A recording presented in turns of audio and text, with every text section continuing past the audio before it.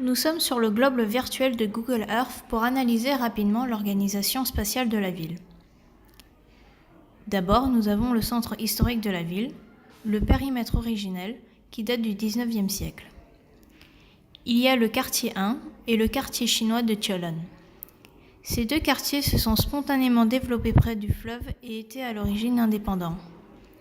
Ils ont fini par se rejoindre dans les années 1930 pour former la ville de Ho Chi Minh. Avec la croissance urbaine de la deuxième moitié du XXe siècle, l'étalement urbain s'est poursuivi vers le nord et l'ouest de la ville, ainsi qu'à l'est du fleuve.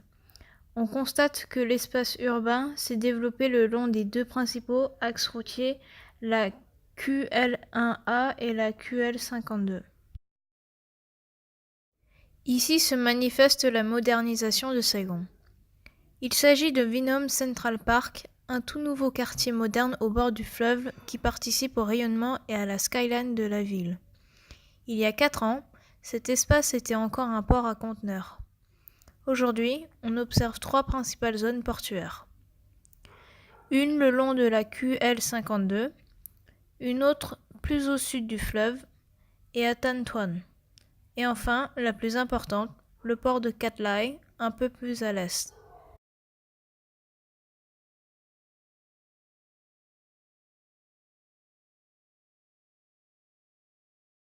L'aéroport était d'abord construit à l'extérieur de la ville, mais il en fait maintenant partie à cause de cet étalement urbain. Aujourd'hui, cet aéroport arrive à saturation, donc un nouvel aéroport international est prévu pour 2025. Il sera situé à Lambton, à 35 km du centre-ville, et sera desservi par la nouvelle autoroute, la North East Highway. Justement, le développement urbain se poursuit aujourd'hui le long de cet axe routier. On a de gros projets d'aménagement résidentiel, notamment à Tutim, mais également vers l'est.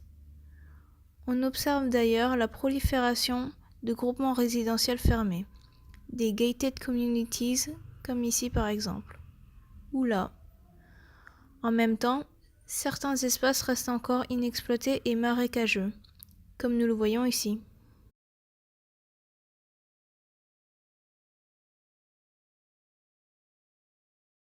Ici, nous avons une zone industrielle importante avec notamment l'usine Samsung ou le Saigon High-Tech Park qui accueille des entreprises étrangères à haute technologie. C'est un lieu qui reflète la dynamique de compétitivité mondiale de la ville. Cet étalement urbain vers l'est nécessite évidemment des aménagements de services pour la population. Par exemple, nous avons ici un hôpital en cours de construction.